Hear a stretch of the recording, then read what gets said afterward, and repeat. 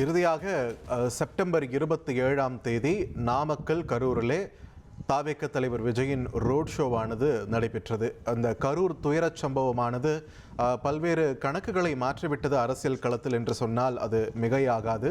அதிலிருந்து மீண்டு காஞ்சிபுரத்திலே ஒரு கல்லூரியை உள்ளரங்கிலே மக்கள் சந்திப்பானது முதலில் நடைபெற்றது. அது குறிப்பிட்ட சில மக்களுக்கு மட்டும் பாசின் அடிப்படையில் அவங்கள சந்திச்சார் தாவேக தலைவர் விஜய். அதன் பிறகு ஒரு ப்ராப்பரான பொது இடத்தில் மக்களை சந்திக்கும் நிகழ்வு அப்படின்றது அடுத்தது புதுச்சேரியில தான் நடந்தது. புதுச்சேரியில் நடந்த அந்த சந்திப்பை முடித்துக்கொண்டு எப்பொழுது தமிழகத்தில் தொடங்க இருக்கிறது மீண்டும் இந்த மக்கள் சந்திப்பு அப்படின்ற ஒரு எதிர்பார்ப்புக்கு பதிலளிக்கும் விதமாக ஈரோட்டில் நடைபெற இருப்பதாக அறிவிப்பு அப்போதே வெளியானது.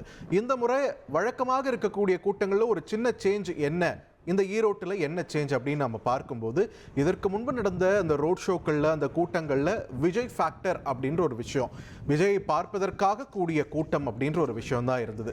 அந்த கூட்டத்தை நிர்வகிப்பதிலையும் சரி சீர் செய்வதிலையும் சரி தாவேக தொடர்ந்து சிக்கல்களை சந்திச்சுட்டு வந்ததையும் நம்மளால் களத்தில் பார்க்க முடிந்தது. இந்த முறை ஈரோட்டில் நடக்கக்கூடிய இந்த மக்கள் சந்திப்பு இன்னும் கொஞ்சம் உன்னிப்பாக கவனிக்கப்படுறதுக்கு காரணம் விஜய் ஃபேக்டர் கொண்டு வரக்கூடிய கூட்டத்தை சமாளிக்க சீர் செய்ய ஒரு அனுபவம் வாய்ந்த அரசியல் தலைவரும் கை இணைந்திருக்கிறார் அப்படின்றதுதான்.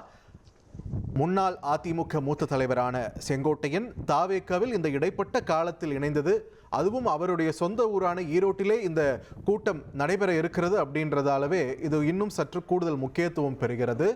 விஜயுடைய ஃபேஸ் வேல்யூ, அவருடைய முகத்திற்காக கூடும் கூட்டம் ஒருபுறம் என்றால் அதனை முறையாக வழிநடத்த ஒரு மூத்த அரசியல் கையும் தற்போது இணைந்திருக்கிறது அப்படின்றது தாவேகாவுக்கு ஒரு பலமாகத்தான் பார்க்கப்படுகிறது. அதோட எக்ஸிகியூஷன் எப்படி இருக்கு அப்படின்றத விஜய் ஈரோட்டுக்கு போய் சேர்ந்த உடனே தான் நம்மளால பார்க்க முடியும். சரியா 11 மணிக்கு உரையாற்ற இருக்கிறார் அப்படின்னு சொல்லியிருக்காங்க.